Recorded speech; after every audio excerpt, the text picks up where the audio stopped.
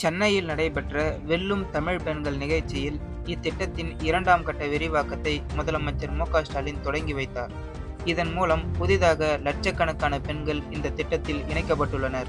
தற்போது தமிழகம் முழுவதும் சுமார் 1.30 கோடி பெண்கள் மாதந்தோறும் மகளிர் உரிமை தொகையை பெற்று வருகின்றனர்.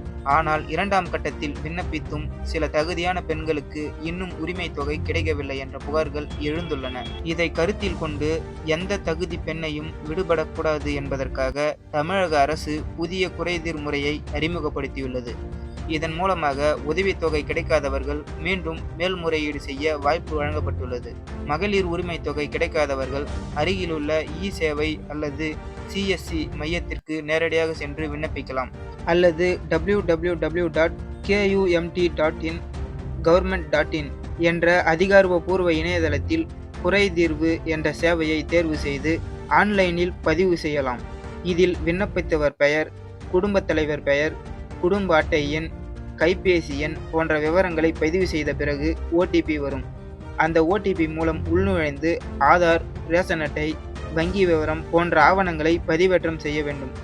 ஆன்லைன் மூலம் பதிவு செய்யப்படும் இந்த மேல்முறையீடு சம்பந்தப்பட்ட வருவாய் கோட்டாட்சியரால் பரிசீலிக்கப்படும். தகுதி உறுதி செய்யப்பட்டால் உரிமை தொகை வழங்கப்படும். ஆனால் உங்களுடன் ஸ்டாலின் முகாம்கள் மூலம் 2ஆம் கட்டத்தில் விண்ணப்பித்தவர்கள் மட்டுமே இந்த குறைதீர்வு முறையை பயன்படுத்த முடியும். ஒரே குடும்ப அட்டை எண் அல்லது கைபேசி எண்ணை பயன்படுத்தி மீண்டும் விண்ணப்பிக்க முடியாது என்பதை தமிழக அரசு தெளிவுபடுத்தியுள்ளது.